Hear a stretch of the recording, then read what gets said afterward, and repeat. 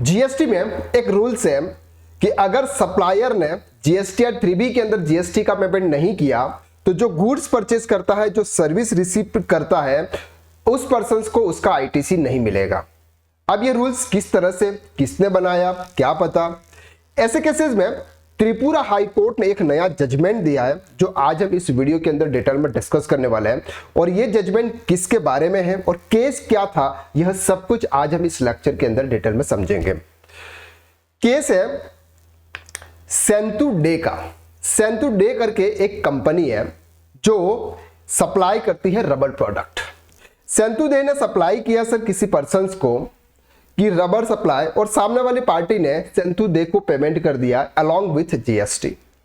लेकिन सेंतु डे ने क्या किया सर, जीएसटीआर 1 तो उसने फाइल किया और सामने वाले पर्सन के जीएसटीआर 2A 2B के अंदर शो तो हो गया, लेकिन जीएसटीआर 3B उसने नील रिटर्न फाइल किया। अब यहां पर देख सकते हैं सेंतु the short supplier responded on due payment of goods and service tax and further sold them as सच।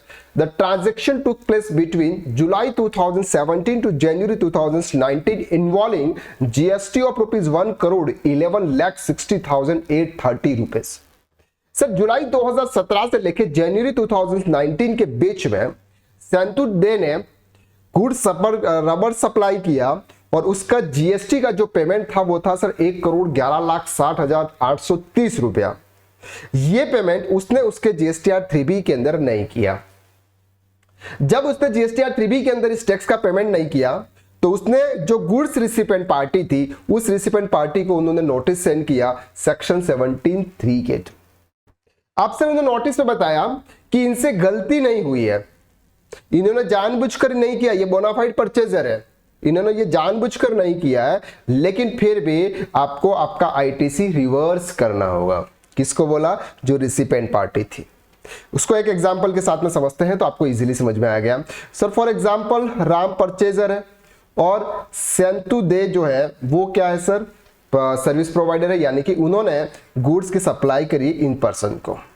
इन्होंने गुड्स परचेज किया और 1,10,00,000 जो भी अमाउंट है उसका उन्होंने जीएसटी पे किया। किसको पे किया? सेंतु दे को। अब सेंतु दे ने क्या किया सर, जीएसटीआर 1 तो फाइल कर दिया और सामने वाले पर्सन के जीएसटीआर 2 में डिटेल दिख गई और उसने उसका आईटीसी ले लिया। लेकिन उसने जीएसटीआर 3B नील रिटर्न फाइल किया और उसमें उसका टैक्स फाइल नहीं किया।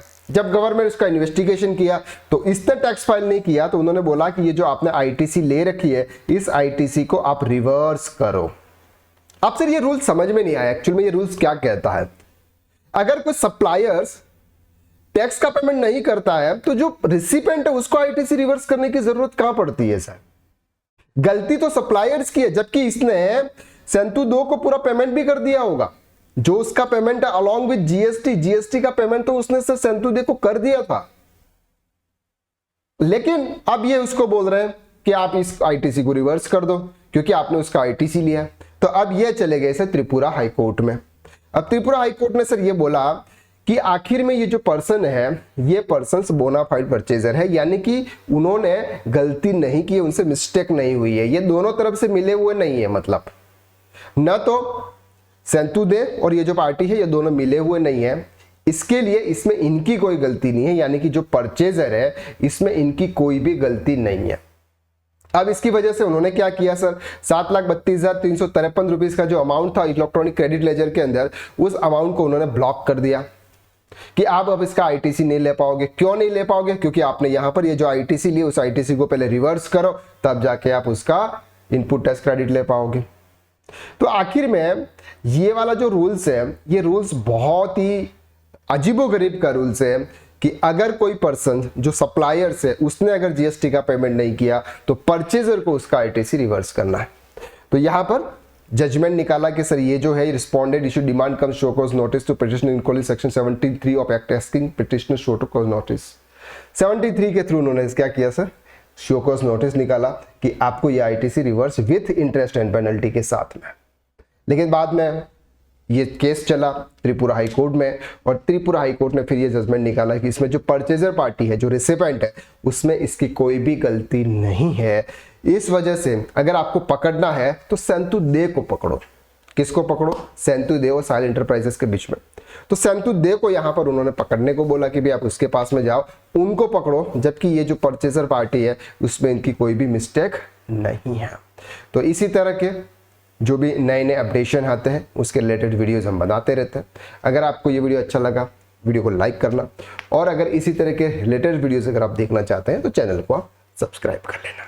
तो अल्टीमेटली ये है कि सर अगर आपके कुछ भी ऐसे केसेस होते हैं तो आप गवर्नमेंट के पास यानी हाई कोर्ट के पास जा सकते हैं ऐसे नोटिस के रिप्लाई देने के लिए। चलिए, तो आज के लिए बस इतना, नेक्स्ट वीडियो में फिर मुलाकात करते हैं।